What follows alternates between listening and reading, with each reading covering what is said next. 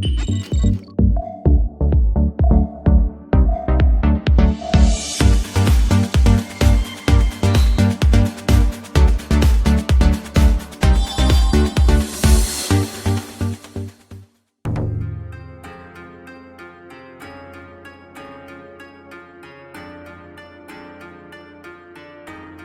んにちは。ご案内するのは、まもなく、アラフォーのかなおです。どうぞよろしくお願いします。今回は、日本人は、どこから来たのかについて、最新 DNA 解析、様々な学説、言語、考古学的遺物から考察していきます。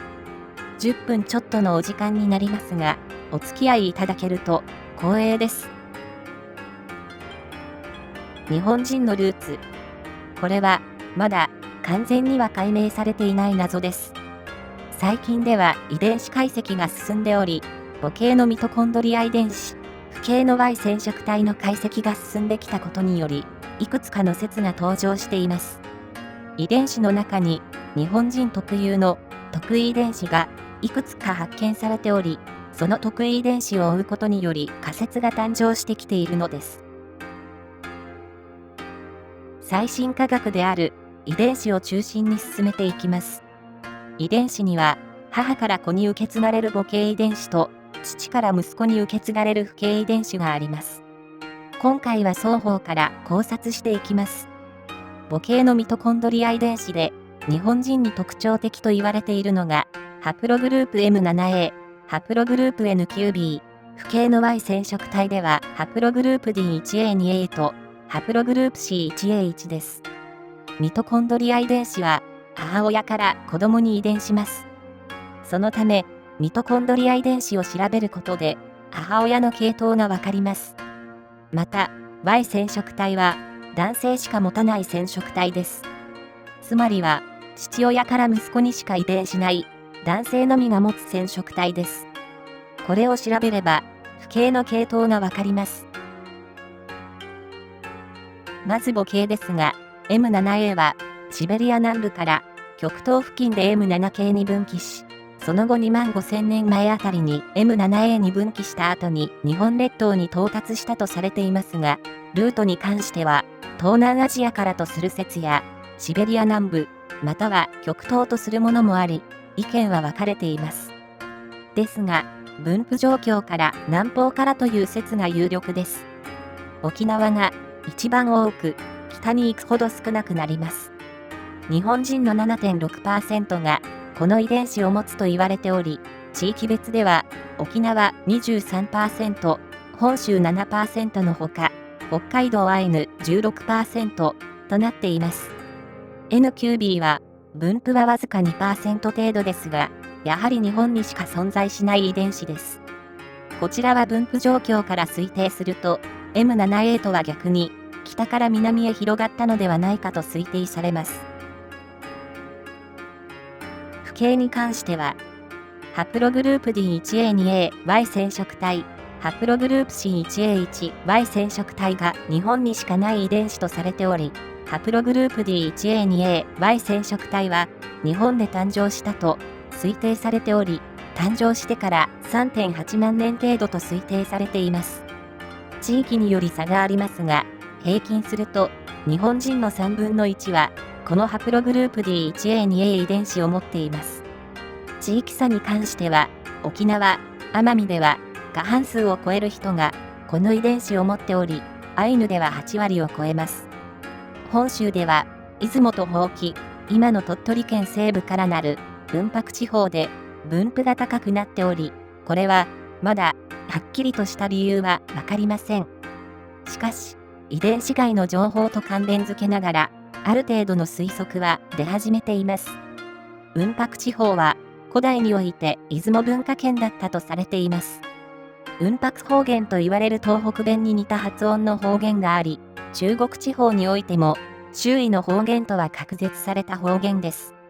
また、島根県東部の出雲地方や、鳥取県西部の伯耆地方から、近畿や九州を上回る大量の青銅器製の武器、特異な形状の四隅突出型古墳などが出土、発見されており、大和朝廷とは違う王権があったのではないのかとする意見が近年では有力です。そのため、縄文系の人たちによる王権が雲白地方にあり、大和王権と対立関係にあったため、遺伝的な融合が遅れた可能性があります。つまり、蝦夷と大和王権から呼ばれた東日本と同様に、縄文文化が色濃く残った王権、または部族が大和王権に抗っていたのではないかという説です。それが、言語や出土品だけではなく、遺伝子的にも証明されつつあるのかもしれません。松本清張さんのすねの器という小説にも、この方言が出てきます。丹波哲郎さん、森田健作さんが出演し、映画にもなっています。松本清張さんは、お父様が鳥取県西部の日野郡日南町出身なので、この方言についてご存知だったのでしょう。日野郡日南町には、松本清張さんの文学碑も残されているようです。言語的な特徴からも、縄文系の遺伝子が多く残っている可能性を感じます。一方のハプログループ C1A1 は4万から5万年前に誕生されたと推定されており、推定発生地はまだはっきりしていません。日本列島とする説もありますし、1万2000年前頃日本に到達し、縄文文化を伝えたとする説もあります。しかし、C1 系統は西南アジアで発生してから拡散が起きるまで時間があったというのが最近の有力な説で、1万2000年前から3000年前の氷河期の終わりに人の拡散が始まったと考えるのであれば、日本に到達したのはそれ以降の可能性が高く、4万から5万年前という発生時期を考えれば、日本で発生した可能性は極めて少ないと思われます。この C1A1 は日本以外ではこの遺伝子はほとんど発見されていません。海外で発見された例もありますが、いずれも現代日本人との血縁関係が推定される地域の外国人ですので、日本固有と言って差し支えないでしょう。C1A1 を持つ人の頻度は、本州では 4.9%、沖縄では 6.8%、九州では 2.5% 程度の人に見られ、アイヌでは見られません。本州の中でも分布には差があり、徳島県で 10%、青森で 7.7%、東京で 7% となっています。この遺伝子を持つグループは、南から日本列島に広がったと推定されています。この遺伝子を持つ人たちは東日本に多めですが、四国の徳島県がさらに多めという調査が出ています。なぜ徳島で多いのかについては、まだ有力な推測は出ておらず、さらなる調査と研究が望まれます。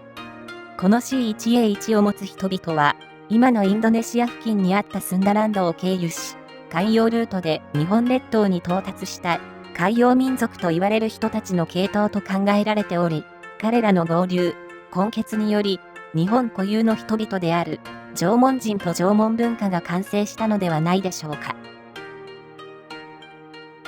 このような日本人特有の遺伝子を追いながら、日本人固有ではない遺伝子も含めて検証すると、日本人の成り立ちが見えてきます。おそらく、最初に日本列島に入ったのが、父系 D 系統と母系 N 系統、それに N 系統の人たちが3万8000年前頃と考えられています。シベリア、沿海州、朝鮮半島経由のいずれか、または複数のルートで日本に到達し、日本列島全域に分布したと思われます。その中でも、マンモスを追いかけながら、北ルートで凍った海を越えてきたマンモスハンターであったというのが有力な説となっています。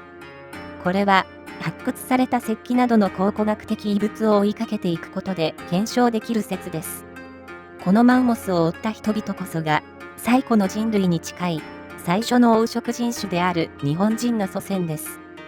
これらの遺伝子を持ったグループは極めて古い人グループで、アフリカを出て世界に広がった人たちの直系で、黄色人種のコモンゴロイドと言われる人たちです。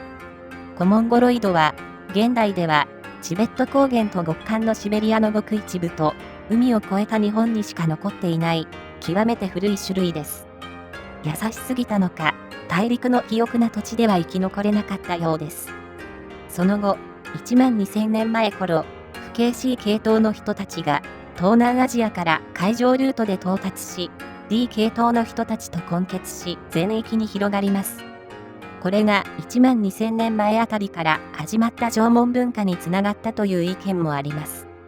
この不系 C 系統もアフリカを出た人類の系統で極めて古い系統です。日本固有と言われる遺伝子はいずれもアフリカを旅立った C 系統、DE 系統、F 系統の直近縁系です。アフリカを出た直近縁系が全て揃っている地域は日本しかありません。世界中どこにもないのです。アフリカから直線距離で一番遠いと言っても過言ではない東の端の日本列島にアフリカを出立した3つの人類の直近縁系が全て到達し、遺伝子が受け継がれ、現代に残っているのです。奇跡と言っていいのではないでしょうか。列島に到達するまでに経由したであろう地域には残っていないにもかかわらずです。不思議ですよね。日本人の感覚だと混血しながら少しは残っていてもと思ったりもするのですけど、根絶やしというのはどういう状況だったのでしょう。何かこの一点は想像すると悲しいですけど。そして7300年前には九州南部の機械カルデラが大爆発を起こし、南九州一帯の縄文文化が壊滅するという大惨事も起きます。それ以外の地域も火山灰や噴煙で気温が下がるなどの被害を受けますが、縄文人は生き残り命をつなぎます。この時、九州全域の縄文人は激減し、南九州は火砕流で全滅したと推定されており、降り積もった火山灰で長らく人も住みにくい地域であったとも考えられます。そのため、人口は少ないままの時期が数百年は続いたと想定されます。その後、6000年から3000年前あたりに、王系統の人たち、いわゆる弥生系の新モンゴロイドが、大陸から北九州と西日本を中心に到達し始めます。あまり多くなかった九州先住の縄文人を九州南部に追いやりつつ、混血も進みます。九州は、鹿児島などの一部を除き、王系統の遺伝子を持つ人たちが人数的に上回っていきます。九州南部には、海洋系で縄文系である隼人系の人々が残り、最終的には大和王権に組み入れられたのでしょう。また、西日本の縄文人を東日本に追いやりつつ混血したと考えられ、王系統の遺伝子を持つ人は、西日本に分布が多く、縄文系と言われる D 系統は東日本に多くなっています。しかし、割合は平均すると、王系統 50%、D 系統 40% であり、どちらかが決定的にという数字ではありません。半々に混血しているという感じでしょうか。しかし、この時、出雲を中心とする山陰の出雲文化圏は、抵抗を続けたのか、混血を避けたのか、西日本の中では混血が遅れたのではないかと思われます。そのため、D 系統の割合が西日本の他の地域より平均的に高くなっています。出雲より後に平定された東日本も D 系統の割合が高いですね。地域により差はありますが、混血は日本列島全域で見られ、数次にわたる日本列島への流入が今の日本人を形作っており、日本独自の文化を生み出す源泉となったと考えられます。その後も大陸からの移民はあったと考えられますが、日本は独自の文化を形成したまま現代に続いています。日本の文化や人は他にない特徴をいくつも持っています。得意な遺伝子が複数あるというのも納得がいく感じです。日本語も未だにルーツが解明されておらず、語族上の分類はその他です。逆に言うと、どの語族にも含まれなかったということです。なので、私は日本語族という分類で良い気がしますけどね。学会はなかなか踏み切れないようです。謎多き、得意な日本人と日本文化。私はこのような日本が大好きです。謎がたくさんありますが、魅力もたくさん。謎と魅力とともに、日本人に生まれてよかったと思う毎日です。